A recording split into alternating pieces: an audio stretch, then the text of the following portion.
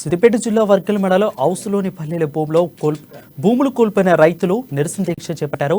తమకు న్యాయం చేయాలంటూ చేపట్టిన దీక్షకు మద్దతుగా కాంగ్రెస్ ఎమ్మెల్సీ జీవన్ రెడ్డి మద్దతు తెలిపారు. గజ్వేల్లో ఎలాంటి అభివృద్ధి జరగలేదని, అంతా శూన్యమే అని అన్నారు.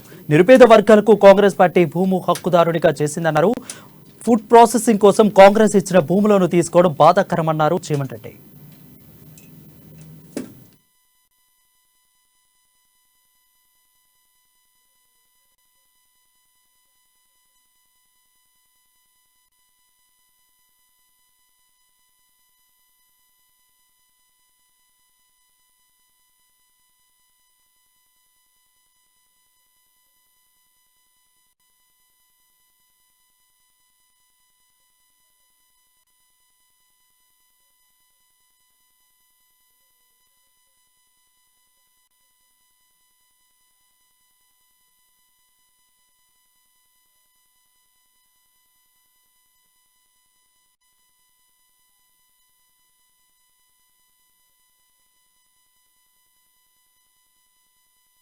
చెప్పంటూ నీకు దమ్ము ధైర్యం ఉంటే మన అర్థంతో డిబేట్ రా చెప్పంటూ నువ్వు చేసిన అభివృద్ధి ఏందో అని చెప్పంటున్నా.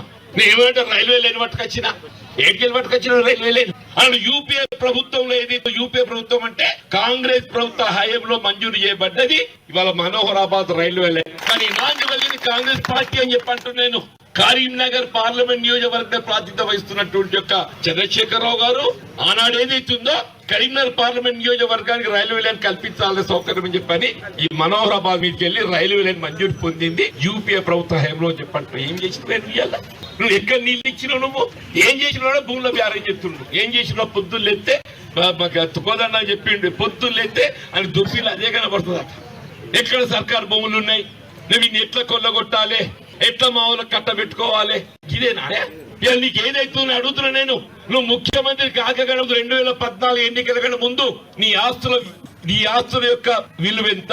నువ్వే గాని, నీ కొడుకు కేటీఆర్ గాని, బిడ్డ కవితమ్మే గాని, నీ సడగుని కొడుకు సంతోషాలే గాని తెలంగాణ రాష్ట్రం ఏర్పడగడ ముందు 2014 ఎన్నికల కన్నా ముందు నీ ఆత్మసాక్షి చెప్పండి, ఆత్మసాక్షి చెప్పంటున్నా. చెప్పంటూ నీ దమ్ము ధైర్యం ఉంటే